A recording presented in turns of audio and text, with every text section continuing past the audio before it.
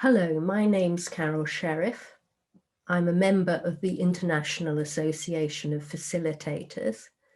I've been a member and facilitating for more than 20 years.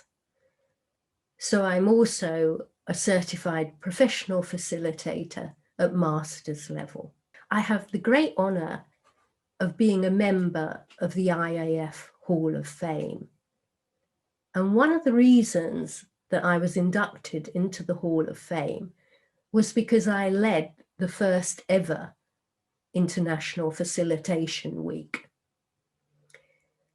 And I've been humbled, but so proud of how that week has taken off. You know, it no longer represents our first slightly amateurish attempts at making a week of activities that promoted facilitation. It's now so impressive. So I wondered, what on earth can I do for International Facilitation Week this year? Just so many wonderful things going on. One of the things that I've been thinking about for quite some time is about how facilitation, particularly in Europe and North America, is embedded in what I call Anglo-American business models. And it's not surprising, is it? I mean, lots of us work in business or in organizations who are part of that culture and way of doing things. So this is not a criticism. You know, it's obvious if you work in business and other organizations in the UK, Europe, you know, North America, you're going to be influenced by business theory and practice in those areas. But I choose the word influence with care. Yes, we should be influenced, but shouldn't we also know that there are other ways of doing things? There are other ways of thinking about organizations, about groups, and about what facilitators do. And I'll give you one example that I think is very embedded in Anglo-American practice, and yet we should be challenging it, in my view. And that's the whole notion of power. Anglo-American research and practice rarely talks about power. But if you think about it, how can a business run, an organization run, a group run without power? They have to exercise power. Okay, I can hear you saying, yes, Carol, of course they do. What does that have to do with me as a facilitator? Well, the thing about that is facilitators come into those organizational dynamics, and we often assume some of the power of the people who are our clients, and quite often they're the boss or a boss of some kind. So we need to pay attention to power. Now I'll go one step further, because there is some interesting work done about power in organizations that suggests that power is always resisted. So I just say that again, because this changed my world. Power is always resisted. You always have a right to say no. You're not going to do it. We know that, don't we? We just don't, in organizational contexts, sort of believe that right. We think, oh, that person's being difficult. Or, you know, they don't understand our instructions. I'll just say them a different way, more loudly, you know, whatever. What we don't get is that there is a relationship between power and resistance. And the way you use your power directly affects how people will resist. So if you tell them what to do straightforwardly and they don't agree, they're going to say no. Or sometimes they don't say no, do they? They just don't do it. And I'm sure you have that experience in a meeting, you know, where you give out one set of instructions, and it doesn't matter how gentle you are about that. Quite often you're still instructing. Then parts of the group go and do their own thing. They do what they wanted to do. Now, that is exercising their right to resist your power. And we need to think about that. And I've been thinking about that for a while. But the issue is, as facilitators, we can't abandon power and pretend it isn't there.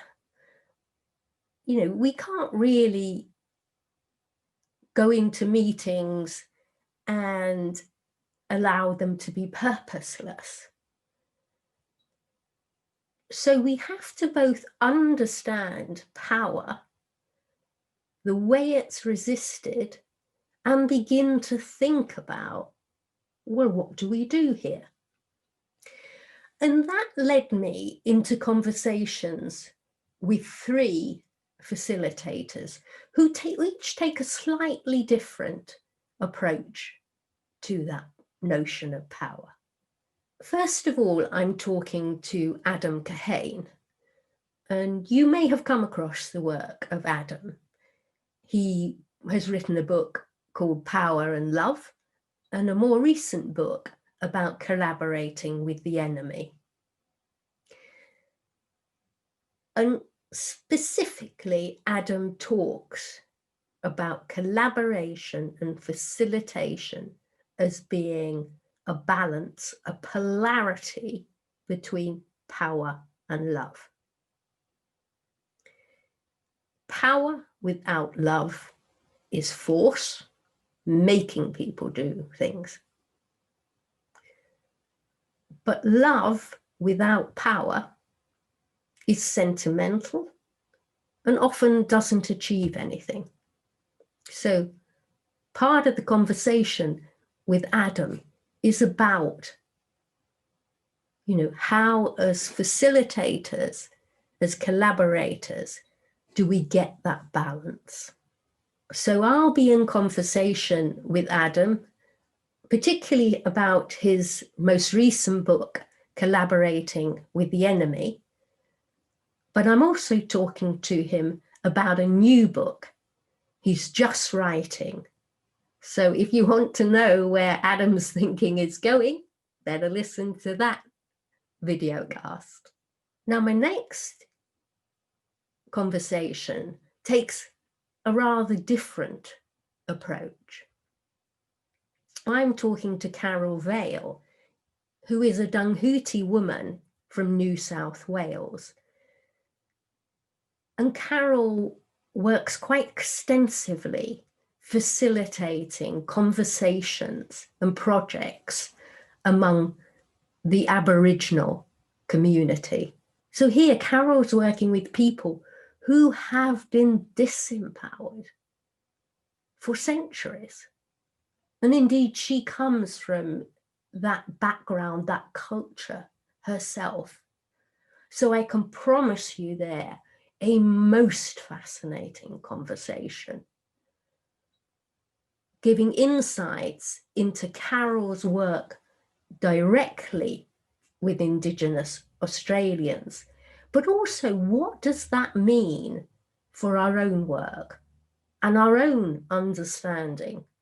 And that idea of being aware of your own cultural assumptions, listening to your own feelings, and properly listening to other people's views is something that continues in my conversation with Sonia Mayer.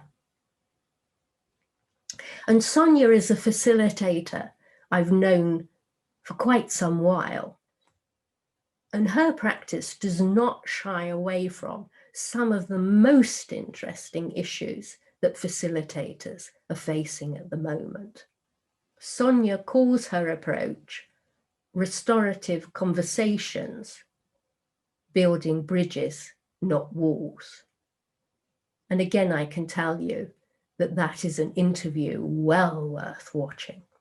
So that's a little bit of a background into what I'll be doing during International Facilitation Week. I do hope you will join me, but most of all, I hope together we can make this a conversation. So the style of the interviews are very conversational, but also we invite you to join in that conversation, to comment on the ideas you find, those that resonate with you, those that maybe you don't agree with, that's fine. Be interesting to know why not and what else you do. So please feel free to comment on the Wilson Sherriff webpage, but also you can comment, of course, on our YouTube channel. We'll be continuing this conversation on social media, particularly Twitter. So I really look forward to hearing from you. But goodbye for now.